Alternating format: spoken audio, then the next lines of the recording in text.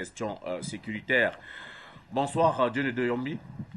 Oui, bonsoir, mon cher Fred Bongo. Alors, on voit bien dans cet audio transparaissent beaucoup de choses. Déjà 1000 milliards d'emprunts sous-régionaux du Mali bloqués. Et on voit avec les sanctions illégales et illégitimes de la CEDEAO, eh bien, cet audio, si on pouvait encore en douter, vient de démontrer que, à la base, c'est un véritable complot contre le Mali et son peuple. Oui, mon Fred Bongo, pour les civilités, j'aimerais tout d'abord vous dire à vous un très grand bonsoir encore et à mon copanélistes, le président Balakani, et tous les copanélistes qui sont sur Zoom et que je vois, et Luc Michel, et que je fais un coucou en passant, et également à tous la jeunesse africaine et panafricaine, sans oublier ces grands techniciens qui, grâce à eux, nous sommes scotchés pour pouvoir édifier l'Afrique, le monde en général. Et sans oublier aussi, permettez-moi de faire cette grande parenthèse parce que Afrique Média rime avec le nom Cameroun et le Cameroun rime avec le nom Afrique. Et je ne pourrais pas manquer en ce journée du 13 février 2022 que d'apporter ce soutien au nom de toute la jeunesse panafricaine, d'apporter ce grand honneur que nous avons solennellement de souhaiter un happy birthday à son excellence M. Paul Biya qui a soufflé sur sa bougie aujourd'hui, ce patriarche qui grâce à lui dans sa grande vision a compris que le combat de demain passera par la communication. Il a accepté Afrique Média au Cameroun et grâce à Afrique Média, aujourd'hui, nous avons cet instrument de pouvoir déconstruire, de pouvoir attraper en flagrant délit certains délinquants chefs d'État, certains vendeurs d'illusions. Aujourd'hui, nous pensons que, au nom de toute la jeunesse camerounaise et panafricaine, nous souhaitons un grand happy birthday à ce grand patriarche. Courage, détermination, grand visionnaire, l'homme intègre. Nous sommes avec vous et nous sommes très heureux d'être avec vous. Permettez-moi pour revenir maintenant sur votre question, monsieur. Oui, permettez-moi. Il fallait que c'est au nom de toute la jeunesse africaine que j'ai voulu partager ça avec lui parce que c'est grâce à Afrique Média que nous sommes ici. C'est grâce à ce grand patriarche. Merci avec vos qualités de grand journaliste que je connais.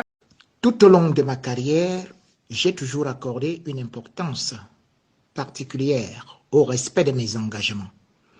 En conséquence, j'ai décidé de ne pas être candidat en 2020. Cela a été un honneur de servir mon pays, a déclaré le président ivoirien Alassane Ouattara ce 5 mars 2020 devant les parlementaires réunis en congrès extraordinaire à Yamoussoukro. Arrivé au pouvoir en 2011, après plusieurs mois de crise post-électorale, Alassane Ouattara, 78 ans, trouve qu'il est vieux et souhaite transmettre le pouvoir à une nouvelle génération. Tonnerre d'applaudissements. Après 9 ans de pouvoir, le bilan d'Alassane Ouattara est immensément grand avec des travaux de titans. La Côte d'Ivoire revient d'une guerre qui a fait plus de 3000 morts. Mais en 3 ans et 3 mois, Alassane Ouattara a achevé les travaux de construction du 3e pont d'Abidjan, long d'1,5 km pour un coût de 270 millions d'euros. Cet ouvrage, baptisé Passerelle Henri Konan Bédié, est capable d'assurer un trafic de 100 000 véhicules par jour. Alassane Ouattara a lancé les travaux de l'autoroute Abidjan-Grand Bassam en août 2012 pour 52 milliards de francs CFA. Le 11 décembre 2013, il a inauguré le dernier tronçon de l'autoroute Abidjan-Yamoussoukro pour 180 milliards de francs CFA. En mars 2015, il a annoncé le démarrage des travaux de l'autoroute Abidjan-San Pedro. En même temps, suivant son objectif de réhabilitation et l'entretien de 20 000 km de route, Ouattara a remis à neuf les tronçons routiers Grand Bassam Noué, à Bengourou, à Nibilekrou, à Bobo, à Yama et même l'axe Bouna Doropo qui relie son pays à la frontière du Burkina Faso. Depuis janvier 2020, la ligne 1 du métro d'Abidjan est achevée. C'est une première ligne des 5 prévues qui serviront les 19 communes du district d'Abidjan. D'une distance de 37 km et demi, elle aura 18 stations, une gare à chaque extrémité de la ligne, 24 ponts-rails, un viaduc, 34 passerelles piétonnes, 8 passages souterrains et un dépôt ferroviaire de 22 hectares. La première exploitation comprendra 20 rames de métro de 5 voitures chacune. La Côte d'Ivoire est donc devenue ainsi le 3e pays d'Afrique et le premier d'Afrique subsaharienne à se lancer dans un projet de métro après l'Égypte et l'Algérie, selon l'Union internationale des chemins de fer. Le projet dont la phase 1 des travaux a été achevée en fin 2019 a déjà entamé sa seconde, qui consiste à la libération des emprises et le terrassement avant les travaux lourds qui dureront 4 ans. En dehors des projets de construction des 5 lignes de métro, une ligne de tramway, une ligne de BRT, une nouvelle ligne de chemin de fer San Pedro Bamako et des TGV sont également prévus dans le programme national du transport ivoirien. Les Biamorounais, si prompts à critiquer Alassane Ouattara, mourront tous d'accidents sans jamais avoir vu une seule autoroute terminée en 38 ans, voire 100 ans de règne.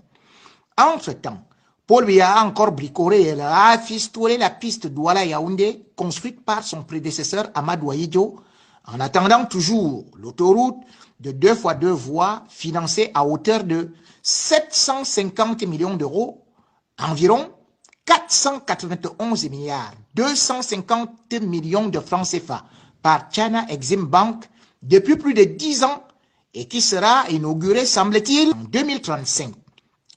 Le Cameroun de Paul Biya, qui, dit-on, est en paix depuis 38 ans parce que la guerre contre les anglophones est toujours considérée par le régime comme la lutte contre les terroristes, enregistre donc plus de 4000 morts d'accidents de circulation par an à cause du mauvais état des sentiers qui servent de route. Pas une seule autoroute inaugurée. En plein cœur de la capitale, Yaoundé, les feux de signalisation sont à la fois rouges et verts. Quand on voit les villes du Cameroun, on croirait qu'elles subissent des bombardements depuis 1960. Pendant ce temps, Alassane Ouattara laisse un chef-d'œuvre monumental avec le démarrage de la construction du 2e gratte-ciel, le plus haut d'Afrique. Il se lancera dans le ciel avec 64 étages et culminera à 283 mètres.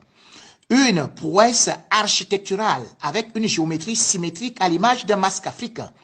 L'édifice est destiné à accueillir des services administratifs et des bureaux. Il comprend notamment un auditorium de 200 places au premier étage et un espace destiné aux cérémonies protocolaires avec une très grande hauteur sous plafond au 60e étage. Sa géométrie symétrique figure un masque africain. L'édifice dont la livraison est prévue en 2021 sera certainement achevé par son successeur. Sur le plan de la santé, Alassane Ouattara a déjà mis en place la CMU, c'est-à-dire la couverture maladie universelle, à peu près comme en France. Alassane Ouattara a inauguré le CHU, le Centre hospitalier universel d'Angré, le vendredi 15 décembre 2017. Il s'étend sur un terrain de 4 hectares et demi avec 19 bâtiments qui occupent une superficie de 36 000 mètres carrés. Doté d'appareils high-tech, cette réalisation a coûté 35 milliards de francs CFA. La première pierre avait été posée par son prédécesseur Laurent Gbagbo, mais c'est Ouattara qui a réalisé ce projet dans la continuité de l'État. C'est le 5e CHU construit en Côte d'Ivoire. Pendant ce temps, Paul Biya n'a réussi à construire aucun CHU en 38 ans de règne. Le seul CHU de Yaoundé, construit par son prédécesseur Amadou Ahidjo en 1978, est devenu un mouroir où il faut débourser 5 000 francs CFA pour une consultation. Et quand le médecin se présente, c'est le patient qui se lève de son brancard pour aller verser 2025 francs CFA à l'infirmière sous prétexte de frais de gants. Et l'équipe fonctionne là-bas comme un vrai gant. Quand une femme accouche, on vole son enfant. Quand elle se plaint, on lui dit que son enfant est mort. Si elle insiste, on lui présente le cadavre d'un autre bébé âgé de 6 mois. Les bébés prématurés meurent faute de simples couveuses. Tous les malades souffrant de reins meurent parce que les vieux appareils d'hémodialyse sont tombés en panne. Pas un appareil pour faire le scanner dans le soi-disant hôpital général qui a été offert à l'État camerounais par les Chinois. L'ascenseur tombé en panne depuis des années n'a toujours pas été réparé. Les cadavres pourrissent dans les morgues à cause des coupures d'électricité et le manque de groupes électrogènes. Mais les Biamourunais soutiennent qu'ils vivent grâce à Paul Biya qui, lui, va se purifier le sang en Europe et n'offre les évacuations sanitaires autant pour moi qu'à sa famille, aux membres de son gouvernement et au DG. Quand on présente les réalisations d'Alassane Ouattara aux panafricains qui soutiennent les dictateurs d'Afrique centrale et déclarent que la Côte d'Ivoire est surendettée, faux, archi faux. Alors que la Côte d'Ivoire était endettée à 75% à l'arrivée de Ouattara au pouvoir, elle a aujourd'hui un taux d'endettement de 48,6% selon un rapport de Oxford Business Group. Ce taux est le plus bas ou alors l'un des plus faibles de la sous-région grâce à une série de réformes entreprises sous la conduite du président Alassane Ouattara. Par ailleurs, le pays affiche une croissance du produit intérieur brut annuel moyenne de l'ordre de 8% en 2019. On peut critiquer Alassane Ouattara sur ses positions sur le franc CFA, mais ses réalisations valent 2035 fois celles de Paul Biya, dont le seul mérite est de confisquer le pouvoir en sa qualité de meilleur élève de la France. Comme le disait Napoléon Bonaparte, la haute politique n'est que le bon sens appliqué aux grandes choses. Face tu es mort, pile, je t'ai tué. On m'appelle Jipo Remingono, Dieu pardonne, moi pas. Coup franc. Question sécuritaire. Bonsoir, Dieu de Yombi. Oui, bonsoir, mon cher. Alors, on voit bien dans cet audio, transparaissent beaucoup de choses. Déjà 1000 milliards d'emprunts sous les genoux du Mali bloqués. Et on voit avec les sanctions illégales et illégitimes de la CEDEAO, eh bien, cet audio, si on pouvait encore en douter, vient de démontrer que, à la base, c'est un véritable complot contre le Mali et son peuple. Oui, mon frère Bongo, pour les civilités, j'aimerais tout d'abord vous dire à vous un très grand bonsoir encore et à mon copanéliste, le président Balakani, et tous les copanélistes qui sont sur Zoom et que je vois, et Luc Michel, et que je fais un coucou en passant, et également à tous la jeunesse africaine et panafricaine, sans oublier ces grands techniciens qui, grâce à eux, nous sommes scotchés pour pouvoir édifier l'Afrique, le monde en général. Et sans oublier aussi, permettez-moi de faire cette grande parenthèse parce que Afrique Média rime avec le nom Cameroun et le Cameroun rime avec le nom Afrique.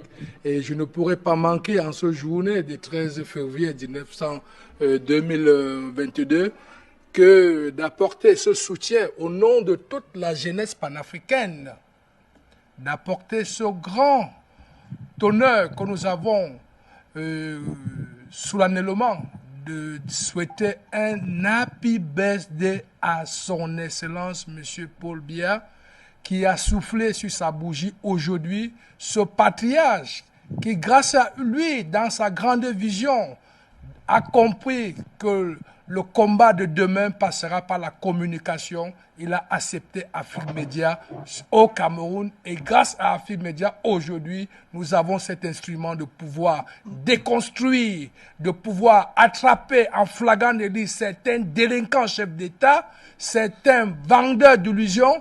Aujourd'hui, nous pensons que, au nom de toute la jeunesse camerounaise et panafricaine, nous souhaitons un grand happy birthday à ce grand patriarche. Courage, détermination, grand visionnaire, l'homme intègre. Nous sommes avec vous et nous sommes très heureux d'être avec vous. Permettez-moi, pour revenir maintenant sur votre question, monsieur, oui, permettez-moi, il fallait que c'est au nom de toute la jeunesse africaine que j'ai voulu partager ça avec lui, parce que c'est grâce à Afrique Média que nous sommes ici, c'est grâce à ce grand patriarche. Merci, avec vos qualités de grand journaliste que je connais.